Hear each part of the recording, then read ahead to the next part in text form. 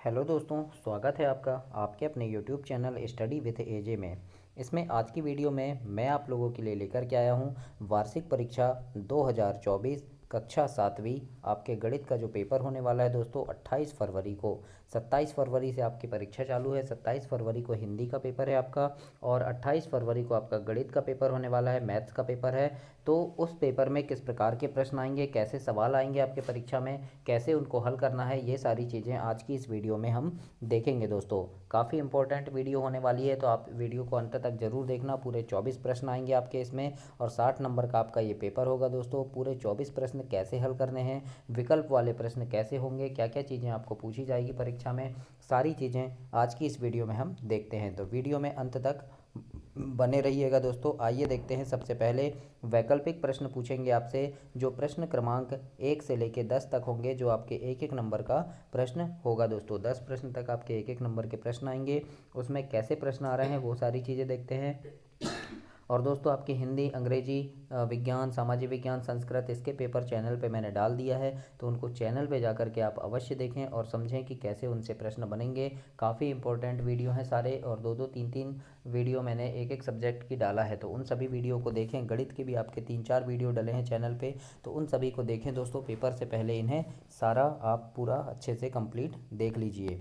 आइए देखते हैं। सबसे पहला प्रश्न पूछा है आपसे, सबसे बड़े और सबसे छोटे प्रेक्षण के अंतर को हम क्या कहते हैं। तो दोस्तों सबसे बड़ा प्रेक्षण और सबसे छोटा प्रेक्षण जो रहता है, उसका जो अंतर होता है उसे हम परिसर कहते हैं दोस्तों। याद रखना, परिसर कहते हैं। और काफ़ी इंपॉर्टेंट प्रश्न है, काफ़ी बार ये प्रश्न पूछा गया है, तो याद रखिएगा। अगर कोई चीज़ नहीं बन रही है तो उसे नोट कर लें, और बार बार उसे बनाकर आप देखें तो वो आपसे बनने लगेगी। तो इसका उत्तर होगा दोस्तों ब नंबर, परिसर।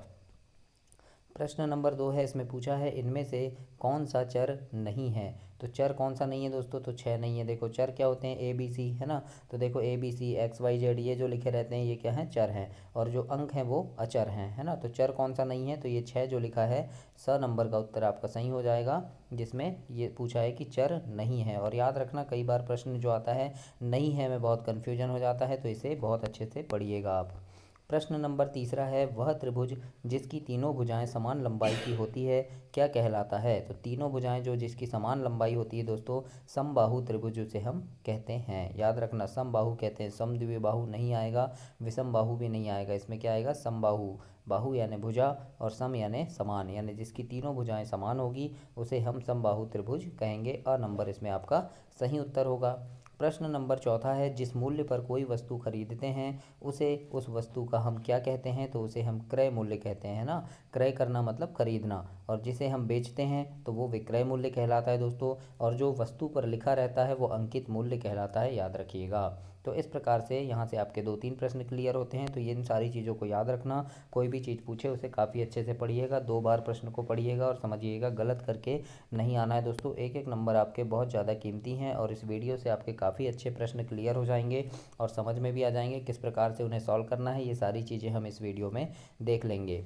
प्रश्न नंबर 5 है कि ऋण 3/8 का योज्य प्रतिलोम क्या होगा। योज्य प्रतिलोम यानी उल्टा हो जाता है दोस्तों, धनात्मक का ऋणात्मक हो जाएगा, ऋणात्मक का धनात्मक हो जाएगा।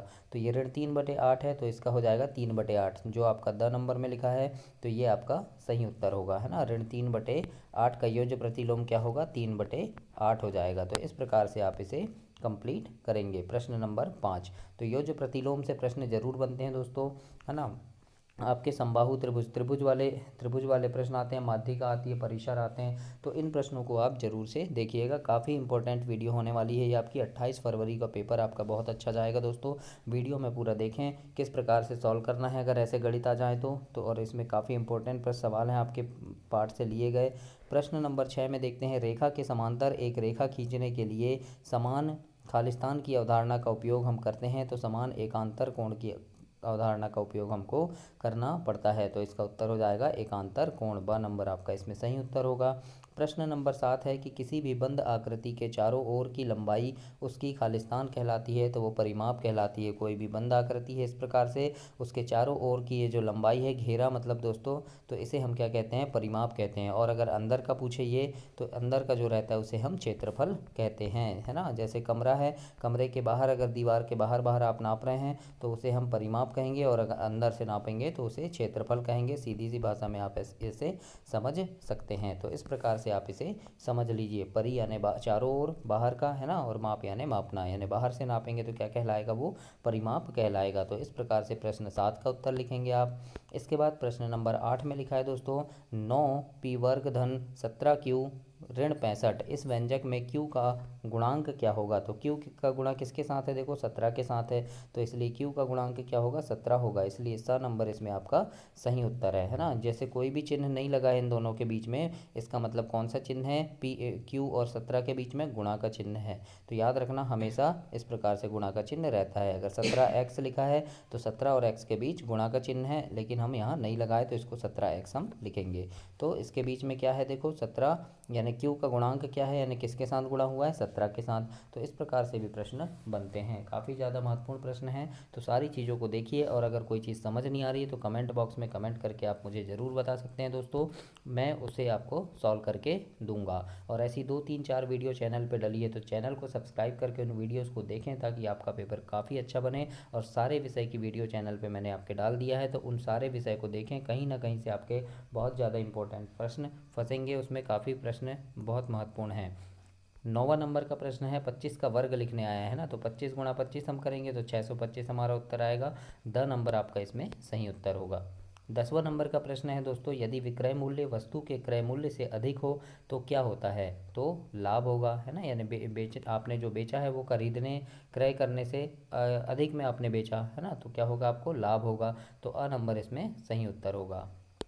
अब दोस्तों लघु उत्तरी प्रश्न हैं, जो आपके प्रश्न नंबर 11 से लेकर के प्रश्न नंबर 20 तक होंगे। लघु उत्तरी प्रश्न हैं, प्रत्येक प्रश्न आपके 3-3 नंबर के होंगे दोस्तों।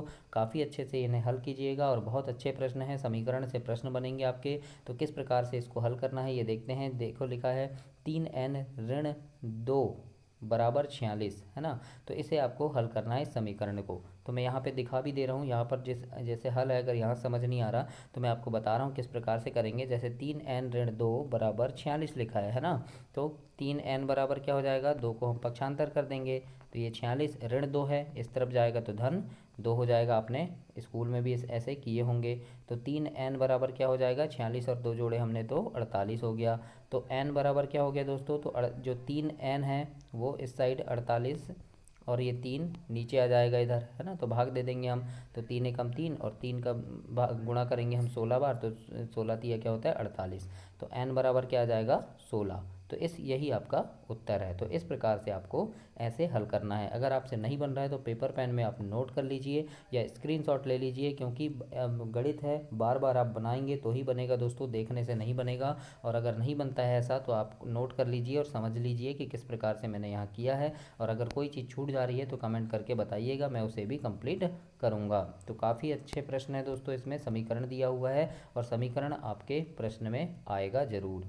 प्रश्न नंबर 12 देखते हैं। किसी त्रिभुज में एक बाह्य कोण की माप 70 अंश है, और उसके अंतः सम्मुख कोणों में से एक की माप 25 अंश है, तो दूसरे अंतः सम्मुख कोण की माप आपको ज्ञात करना है। तो याद रखना दोस्तों, बाह्य कोण जो है आपका 70 अंश दिया हुआ है, और अंतः कोण जो है वो 25 अंश दिया हुआ है ना। तो दूसरा अंतः कोण जो होगा क्या होगा, एक्स मान लिए हमने, एक्स अंश मान लिए, है ना।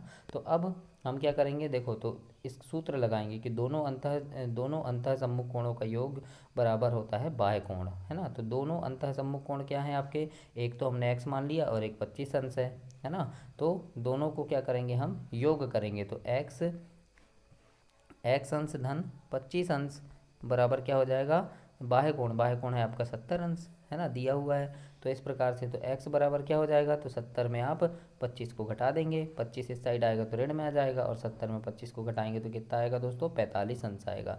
तो ये 45 अंश आपका उत्तर होगा। तो बस इतना ही हल करना है आपको, इतना सा है, इतना आपको लिखना है, और ये समझना पड़ेगा, है ना। अगर आपको नहीं बन रहा है तो नोट ज़रूर कर लीजिए, क्योंकि काफ़ी अच्छे प्रश्न इसमें दिए हुए हैं। तो इसी प्रकार से कोई भी अंक आपके लिए आ सकता है, तो इन सारी चीज़ों को आपको समझना पड़ेगा दोस्तों।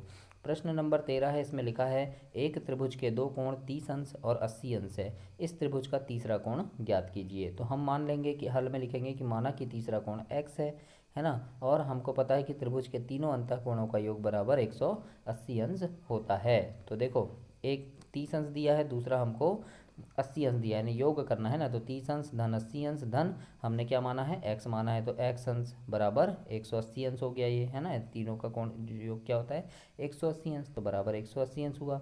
अब 30 और 80 को जोड़े हम तो 110 अंश हुआ, 110 अंश धन x अंश बराबर 180 अंश। तो x अंश बराबर क्या हो जाएगा, x अंश को वहीं रहने दीजिए, बाकी को हम इधर ले आएंगे, तो 110 को हम बराबर के इधर ले आए, तो 180 पहले से इधर है, 110 को ले आए तो ये धन का ऋण हो जाएगा। अब 180 ऋण 110 बराबर क्या हो जाएगा 70 अंश, हमारा उत्तर आएगा दोस्तों। और उस त्रिभुज के तीसरे कोण की माप क्या हो जाएगी 70 अंश होगी। तो इस प्रकार से आपको प्रश्न 13 को हल करना है। वेरी आईएमपी प्रश्न है। त्रिभुज के तीनों कोणों में से कोई दो कोण का मान आपको दे दिया रहता है, तीसरे कोण का पूछा रहता है, तो इस प्रकार से आपको इसको हल करना है। वेरी आईएमपी प्रश्न है, इसको आप नोट भी कर सकते हैं या स्क्रीनशॉट ले लीजिए। काफ़ी अच्छा प्रश्न है और परीक्षा में आपको ये काफ़ी काम आएगा। इसके बाद 14 नंबर का प्रश्न है आपका कि दी गई भिन्न संख्या को प्रतिशत में आपको बदलना है। जो भिन्न दी है आपकी 1/8, क्या दिया है 1/8 दिया है, इसको आपको प्रतिशत में बदलना है। तो इसको आप सिंपल भी कर सकते हैं, 1/8 गुणा 100, प्रतिशत में 100 का गुणा करना है ना, तो 8 का हम भाग दे देंगे 100 में, तो आप अलग से रफ में भी दे सकते हैं, यहाँ पर भी आप दे सकते हैं। तो 8 का भाग दे देंगे हम 100 में, तो 100 में 8 का भाग दीजिए, तो देखो 2 बार जाएगा 8 दूनी, नहीं 1 बार जाएगा 8 एकम 8, है ना, कितना बचा 2 बचा, फिर यहाँ पे हम शून्य लिख दीजिए, है ना, 8 दूनी 16, तो ये 12 हो गया, है ना। अब घटाएंगे 4 आया, दशमलव लगा के हम शून्य लगाए, 8 पंचे 40, यानी 12.5 हमारा उत्तर आएगा। यहाँ पर भी आप समझ सकते हैं 1/8, तो यहाँ पर थोड़ा अलग तरीके से किया है, मैंने आपको सरल सा बता दिया है कि 1/8 को भिन्न में बदलना है, तो 1/8 गुणा आप 100 कर दीजिए, है ना, और 8 का भाग दे देना 100 में, है ना, 8 का भाग देना 100 में, तो आपका उत्तर आएगा 12.5। तो इस प्रकार से इसको आपको हल करना है, तो 12.5% होगा इसका उत्तर, यानी दी गई भिन्न को प्रतिशत में बदलना है, तो 1/8 बराबर कितना प्रतिशत, तो 12.5% आपका उत्तर होगा दोस्तों। तो इस प्रकार से आप प्रश्न नंबर 14 को हल करेंगे। 15 नंबर का प्रश्न है मान ज्ञात कीजिए। तो यहाँ है ऋण 13/7 धन 6/7। अब इसका मान ज्ञात करना है, तो देखो ऋण 13/7 धन 6/7, इसका मान ज्ञात करना है आपको। तो इसको इस प्रकार से हल करेंगे, बराबर का चिन्ह लगाएंगे, देखो नीचे दोनों साथ है तो एक साथ को लिख लीजिए, ऊपर क्या है ऋण 13, तो ऋण 13 लिखे हमने, धन 6 ये लिख लिए। अब क्या होगा, तो देखो ये ऋण 13 है ऋण, और ये धन का चिन्ह है, तो ऋण और धन मिलके क्या हो जाएंगे ऋण, तो 13 में से 6 गए तो कितना बचा 7, लेकिन कौन सा 7 बचेगा, ऋणात्मक बचेगा दोस्तों, ऋण 7 बचा, और ये नीचे 7 है। इस प्रकार से अब क्या होगा, तो 7 एकम 7 और 7 एकम 7 कट गया, यानी एक यहाँ भी है एक यहाँ भी है, लेकिन कौन सा एक है, ऋण 1 है, तो ये ऋण 1 ही आपका उत्तर होगा। तो इस प्रकार से आपको ये हल करना है, यही आपका आंसर है। तो ऐसे आप इसे हल करेंगे दोस्तों, स्क्रीनशॉट ले लीजिएगा अगर आपको प्रॉब्लम हो रही है तो, और बाद में इसके 2-3 बार आप इसे हल करके देखना, तो आपसे ये बन जाएगा, क्योंकि पेपर पेन में बनाएंगे तभी बनेगा दोस्तों, देखने से आपको याद नहीं होगा, गणित को याद नहीं कर पाएंगे, इसलिए बना बना के देखेंगे तो आपको बनने लगेगा। 16 नंबर का प्रश्न देखते हैं, वेरी आईएमपी प्रश्न है 16 में कि वृत्त की परिधि ज्ञात कीजिए यदि उसकी त्रिज्या 14 सेंटीमीटर है। काफ़ी बार ये प्रश्न पूछा गया है और इस बार भी पूछ सकता है, तो याद रखना वृत्त की परिधि ज्ञात करने बोल रहा है आपको, और त्रिज्या उसकी 14 सेंटीमीटर है। परिधि का सूत्र लगाना होगा आपको, 2πr परिधि का सूत्र है।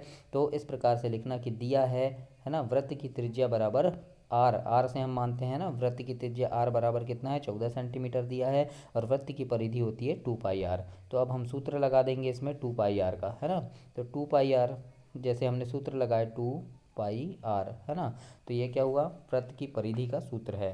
तो 2 को 2 लिख दिए, पाई का मान क्या होता है 22/7, तो हमने लिख दिया 22/7, है ना, गुणा आर यानी 14 है, काट देंगे 2 एकम 2 और 2 सत्ते 14। इस प्रकार से अब क्या बचा यहाँ पे 2 बचा, 2 गुणा 22 गुणा क्या बचा 7 बचा, नहीं 2 बचा, है ना, देखो क्या है 2 गुणा 22/7 गुणा 14 है, तो 7 एकम 7, 7 दूनी 14, 2 बार में कटा, तो अब क्या क्या बच गया हमारे पास 2 गुणा 22 गुणा 2 ये बच गया।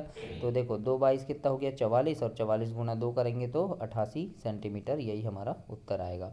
तो इस प्रकार से आपको हल करना है, और उस वृत्त की परिधि की माप कितनी हो गई 88 सेंटीमीटर होगी। इस प्रकार से आप इसे हल करेंगे 16 नंबर के प्रश्न को। तो काफ़ी इंपॉर्टेंट प्रश्न है दोस्तों ये। 16 नंबर का वृत्त की परिधि ज्ञात करने के लिए प्रश्न जरूर आता है, तो इसे आप अच्छे से नोट कर लीजिए और याद जरूर करना, ये लिखना इसको, है ना, लिख के देखिएगा पेपर पेन में। 17 नंबर का प्रश्न है कि यदि p बराबर ऋण 2 हो तो 4p-7 का मान ज्ञात कीजिए। p बराबर क्या दिया है आपको, ऋण 2 दे दिया है और आपसे बोला है कि 4p-7 बराबर क्या होगा। तो डायरेक्ट आप यहाँ पे आ सकते हैं, लिख दिए 4p-7, यानी मान ज्ञात करना है ना। 4p-7 बराबर क्या होगा, क्वेश्चन मार्क। तो क्या है, p बराबर क्या दिया है आपको, ऋण 2 दिया है।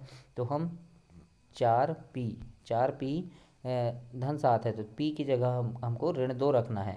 तो 4 ऋण 2-7 बराबर क्या होगा, है ना। तो 4 में 2 का गुणा करेंगे तो क्या होगा, 4 दूनी 8, ऋण 8 आ गया और धन 7 है हमारे पास, है ना। तो ऋण 8 में हम 7 घटाएंगे तो क्या आ जाएगा, ऋण 1 आ जाएगा। तो यही आपका उत्तर है, ऋण 1 इसका मान होगा। तो इस प्रकार से आप इसे हल करेंगे दोस्तों। इस प्रकार से अगर व्यंजक आता है, इस प्रकार से समीकरण आता है, तो ऐसे आपको इसको हल करना है। काफ़ी आसान होता है, एक बार बार आप बना के देखेंगे तो आपको बनने लगेगा। प्रश्न नंबर 18 में पूछा है दोस्तों, 3 की घात 6 का मान ज्ञात कीजिए। तो 3 की घात 6 मतलब 3 का आप 6 बार गुणा कर दीजिएगा दोस्तों, 729 आपका उत्तर आएगा। देख लेना गुणा करके, 3 गुणा 3 गुणा 3 गुणा 3, इस प्रकार से, है ना। तो ऐसे आप इसे कंप्लीट करेंगे। इसके बाद देखते हैं प्रश्न नंबर 19 है, हल कीजिए 3p-4 बराबर 25। तो हल करना है 3p-4 बराबर 25। इसको तो दोनों पक्षों में आपको 4 घटाने पर, अगर इस प्रकार से हल नहीं करना है तो मैं आपको सरल तरीका बता रहा हूँ। 3p-4 बराबर 25 लिखा है, इसको कैसे हल करेंगे।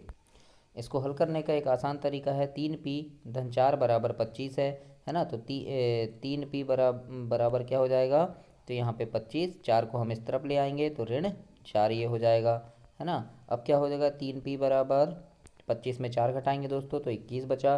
तो p बराबर क्या हो जाएगा, 21 के बटे में 3 आ जाएगा इधर। तो 3 एकम 3, 3 सत्ते 21। तो p बराबर हमारा उत्तर आएगा दोस्तों 7। तो इस प्रकार से आप हल करेंगे, ये इसका आसान तरीका है। इतना सा है आपको हल करना है, इतना ज़्यादा लिखने की ज़रूरत नहीं है, आसान भाषा में ऐसे हल कर देंगे तो p बराबर दोस्तों हमारा उत्तर आ जाएगा 7। इस प्रकार से आप प्रश्न नंबर 19 को हल करेंगे। इसके बाद 20 नंबर का प्रश्न आपसे पूछा है 999 गुणा 999। तो डायरेक्ट आप इसको गुणा भी कर सकते हैं, है ना, या फिर आपके लिए एक है कि बायां भाग, जो बायां भाग है आपका ये वाला, है ना, इसमें आपको 1 घटाना है तो 998 आया। और दायां भाग जो है ये, है ना, इसमें आपको जो ये 998 आया है इसको घटा देना है तो 001 आपका उत्तर आएगा। अब पहले इसको लिख देंगे 998, ये लिख दी हमने 998, उसके बाद दूसरी संख्या इसको लिख देंगे 001। तो ये आसान विधि है आपको घटाने की, जिसको वैकल्पिक विधि बोलते हैं। और वैकल्पिक विधि वाला जो पार्ट है आपका, पार्ट 14 आखिरी वाला पार्ट, उसको मैंने चैनल पे करवाया भी है एड ग्रेड में आपके, तो उसी से ये प्रश्न है। तो इस प्रकार से ये इसका उत्तर होगा, ये इसका हल होगा। तो ऐसे आप इसे कंप्लीट करेंगे और ये हर पेपर में आता है, तो इसको आप ज़रूर से देखिएगा। दीर्घ उत्तरीय प्रश्न है दोस्तों, प्रश्न नंबर 21 से 24 तक आपको पूछा है और ये आपके 5-5 नंबर के होंगे। बड़े उत्तर लिखना है, बड़े गणित हैं ये, बड़ा सॉल्यूशन होगा इसका, और ये बहुत अच्छे प्रश्न होंगे। 5-5 नंबर आपको मिलेंगे इनमें, तो काफ़ी अच्छे से इसको पढ़िएगा, सारी चीज़ें इसमें दी गई है। प्रश्न नंबर 21 में लिखा है कि आप पढ़ाई में व्यतीत किए गए अपने समय घंटों में, है ना, इसको सप्ताह का औसत किस प्रकार निकालेंगे। मतलब आप रोज़ जैसे सोमवार को 6 घंटे पढ़े, मंगलवार को 5 घंटे पढ़े, है ना, तो ऐसे हर दिन का आप कितने इसका क्या निकालना है आपको, औसत निकालने बोल रहा है ना। तो औसत में हम देख लेंगे, यहाँ पर देखो कि हमने रविवार को 6 घंटे पढ़ा, सोमवार को 7 घंटे, मंगलवार को 6 घंटे, ऐसे हमको निकालना है ना। तो अब औसत कैसे निकालेंगे, तो पूरे को जोड़ लेंगे और हम क्या लिखेंगे, पूरे को जोड़ लिए तो पूरा क्या हुआ, 49 घंटे हुआ, है ना। दिनों की कुल संख्या कितनी थी, 7 दिन थे सोमवार मंगलवार ऐसे मिला के, और कितने घंटे हुए, कुल 49 घंटे हुए। तो अब हम इसका क्या निकालेंगे, माध्य। तो माध्य बराबर क्या हुआ, पढ़ाई के कुल घंटे बटे दिनों की संख्या, है ना। तो पढ़ाई के कुल घंटे कितने हैं हमारे, 49, दिनों की संख्या है 7, है ना, बराबर क्या आएगा, 7 एकम 7, 7 सतैया 49, यानी 7 घंटे क्या हुआ हमारा औसत निकला। तो इस प्रकार से सप्ताह का औसत क्या होगा, 7 घंटे होगा। तो ऐसे आप इसे हल करेंगे। ये आपका 5 नंबर का प्रश्न है, काफ़ी बड़ा प्रश्न है। 22 नंबर में पूछा है दोस्तों, गणित की एक परीक्षा में 15 विद्यार्थियों के द्वारा 25 में से प्राप्त किए गए अंक निम्नलिखित हैं। दोस्तों ये बहुलक वाला प्रश्न है और बहुलक वाले प्रश्न जरूर से आपको पूछे जाएंगे। तो देखिए किस प्रकार से बहुलक निकालते हैं, है ना। तो 25 विद्यार्थियों में यानी 15 विद्यार्थी जो थे उनके जो अंक हैं, है ना, उनने गणित की परीक्षा में कितने अंक प्राप्त किए, एक ने 19, फिर 25, 23, 20, 9, ऐसे विद्यार्थियों ने अंक प्राप्त किए हैं। तो बहुलक मतलब होता है जो सबसे ज़्यादा बार आया होगा। तो देखते हैं आंकड़ों का बहुलक और माध्यक ज्ञात करना है ना। तो सबसे पहले हम इसको आरोही क्रम में लिखते हैं, आरोही क्रम यानी बढ़ते क्रम में हम लिख लेते हैं, है ना। तो जैसे 19, 25 इधर उधर लिखा है, इसको बढ़ते क्रम में हमने जमा लिया। तो बढ़ते क्रम में लिख लिया हमने 5, 9, 10, 12, 15, 16, 19, 20, 20, है ना, इस प्रकार से आ गया। अब देखते हैं कि यहाँ आंकड़ों में जो है सबसे ज़्यादा क्या आया है, 20 आया है। देखो 1, 2, 3, 4, 4 बार आया है 20, यानी सबसे अधिक बार। तो सबसे अधिक बार जो आता है वही क्या कहलाता है, बहुलक। तो इसका बहुलक क्या होगा, बहुलक 20 होगा, है ना। बहुलक हमको मिल गया, 20 हुआ। अब हम देखते हैं इसका माध्य क्या होगा। तो दोस्तों माध्य निकालने के लिए सूत्र है आपका, कि माध्य निकालने के लिए सूत्र क्या है, n धन 1, है ना, बटे 2। इससे हम क्या निकालते हैं, माध्य निकालते हैं। तो n मतलब क्या होता है, जो आपकी आंकड़ों की कुल संख्या। तो कुल संख्या कितनी हमारी 15 है, यानी 15 लोगों का निकाल रहे हैं। तो n यानी 15 धन 1 बटे 2, है ना, बराबर क्या हो जाएगा, 15 और 1 क्या होता है, 16 बटे 2, यानी 2 एकम 2, 2 अट्ठे 16। तो क्या आया हमारा, 8 आया। तो अब हम देखेंगे आठवां पद क्या है हमारा। तो जब हमने आरोही क्रम में जमाए थे तो आठवां पद क्या होगा, 1, 2, 3, 4, 5, 6, 7, 8। आठवां पद में आ रहा है दोस्तों 20। तो 20 हमारा क्या हो जाएगा इसमें, माध्यांक होगा। यानी बहुलक भी हमारा 20 है और माध्यांक भी हमारा 20 है। तो आप समझ गए होंगे माध्यांक कैसे निकालते हैं, मैंने बता दिया। सूत्र है n धन 1 बटे 2, इससे हम निकालेंगे। और जो भी आएगा, मतलब 8 आया हमारा, तो आठवां पद हम ढूंढेंगे, है ना। आठवां पद में क्या है, तो आठवां पद में हमारा यहाँ पे 20 था दोस्तों। तो हमारा उत्तर क्या हो जाएगा, 20। इस प्रकार से माध्यक निकालते हैं। तो याद रखिएगा, माध्यक और बहुलक से प्रश्न जरूर बनेंगे, काफ़ी इंपॉर्टेंट सवाल है इसमें। चैनल को सब्सक्राइब जरूर करना दोस्तों। 2-3 वीडियो गणित की मैंने डाल दिया है। 28 फरवरी को आपका पेपर है, काफ़ी अच्छा पेपर बने आपका। विज्ञान, सामाजिक विज्ञान, संस्कृत, सारी वीडियोस चैनल पे डली हैं। तो उन सभी वीडियोस को जा करके आप जरूर से देखिएगा। प्रश्न नंबर 23 देखते हैं। एक दुकानदार ने एक कुर्सी 375 में खरीदी और 400 में बेच दी, उसका लाभ प्रतिशत ज्ञात कीजिए। तो हमें कुर्सी का क्या दिया है, क्रय मूल्य दिया है 375, विक्रय मूल्य दिया है 400, है ना। हमें क्या करना है, इसका लाभ ज्ञात करना है। तो लाभ प्रतिशत का हम सूत्र लगाएंगे। तो लाभ सबसे पहले तो हम क्या निकालेंगे, लाभ निकालेंगे कि कितना लाभ हुआ। तो लाभ बराबर होता है दोस्तों विक्रय मूल्य ऋण क्रय मूल्य। तो हम विक्रय मूल्य से क्रय मूल्य को घटा लिए, तो 25 रुपये का लाभ हुआ, हमें पता चल गया। अब लाभ प्रतिशत पूछा है, तो लाभ प्रतिशत का सूत्र लगाएंगे कि लाभ बटे क्रय मूल्य गुणा 100, है ना। तो लाभ कितना हुआ है, हमें 25 रुपये हुआ है ना, बटे क्रय मूल्य कितना है, 375 है, गुणा हम क्या करेंगे, 100 से गुणा कर देंगे इसका, है ना। तो क्या आ जाएगा यहाँ, 25 एकम 25, और 25 को 15 बार गुणा करेंगे तो 375 होता है ना। 1/15 गुणा 100 हुआ, है ना। अब 15 का भाग दे दो दोस्तों 100 में, तो क्या आ जाएगा, 20/3% हमारा उत्तर होगा। तो इस प्रकार से आपको इसे हल करना है। 15 का भाग देंगे आप 100 में, 20/3% आपका उत्तर होगा। तो इस प्रकार से आपको हल करना है। तो लाभ प्रतिशत क्या हुआ हमारा, 20/3% हुआ। तो ऐसे प्रश्न परीक्षा में बनेंगे। अब इसके बाद 24 नंबर का प्रश्न है कि एक आयताकार भूखंड है, यानी आयत है ना, जमीन का टुकड़ा है आयताकार, उसकी चौड़ाई ज्ञात करना है आपको। यदि इसका क्षेत्रफल 440 वर्ग मीटर है और लंबाई 22 मीटर है, और फिर उसका परिमाप भी ज्ञात करना है। तो देखिए भूखंड हमने ले लिया, लंबाई हमको पता है 22 मीटर है ना। भूखंड का क्षेत्रफल पता है 440 मीटर है, और चौड़ाई हमको ज्ञात करना है। तो चौड़ाई ज्ञात करना है, तो हम क्षेत्रफल का सूत्र लगाएंगे, लंबाई गुणा चौड़ाई। तो आयत का क्षेत्रफल बराबर लंबाई गुणा चौड़ाई, या भूखंड का क्षेत्रफल, है ना। तो क्षेत्रफल कितना है, 440 है, बराबर लंबाई 22 है, गुणा चौड़ाई हमको ज्ञात करना है। तो बी लिख दी हमने। अब बी को हम इस तरफ ले गए, तो बी बराबर क्या हो जाएगा, 440/22, है ना, 440/22। अब हम काट देंगे, 22 एकम 22, 22 दूनी 44, और 22 शून्यम 0, 20 बार आ गया। तो 20 मीटर हमारी चौड़ाई मिल गई हमको, बी बराबर 20 आ गया है।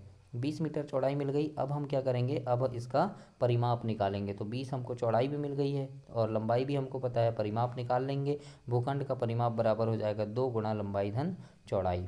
तो 2 गुणा लंबाई कितनी है 20 धन चौड़ाई 22, है ना। तो दोनों को हमने जोड़ दिया तो कितना हुआ 42 हुआ, और 2 गुणा 42 हो गया दोस्तों 84 मीटर। इस प्रकार से ये इसका परिमाप निकल गया। तो हमने लंबाई भी चौड़ाई भी निकाल ली है और परिमाप भी निकाल लिए। तो इस प्रकार से आपको प्रश्न को हल करना है। और आपके दीर्घ उत्तरीय में बड़े प्रश्न आएंगे दोस्तों, 5 नंबर के प्रश्न हैं, तो डरना नहीं, आराम से हल करना उसे। और आप इसे 2-3 बार बना के देखिएगा, और ज़्यादा है तो स्क्रीनशॉट ले लीजिए। मैं आपको यहाँ जो दिखा रहा हूँ उसको, है ना, बनाकर जो दिखा रहा हूँ उसका स्क्रीनशॉट ले लीजिए। 2-3 बार बनाकर देखिए, काफ़ी अच्छा पेपर आपसे बनेगा। और दोस्तों 2-3 वीडियो और डाला है मैंने गणित की चैनल पे, तो उन्हें भी चैनल सब्सक्राइब करके देखें, ताकि आपका पेपर काफ़ी अच्छा बने। और भी बाकी सब्जेक्ट के वीडियो भी मैंने सारे डाल दिया है, 6वीं के, 7वीं के, 5वीं के, 8वीं के, सभी विषय के हैं। तो सभी को चैनल पे जा कर के देखें दोस्तों। चैनल को सब्सक्राइब करें, वीडियो को लाइक करें, और अपने दोस्तों तक भी इसे शेयर करें। धन्यवाद।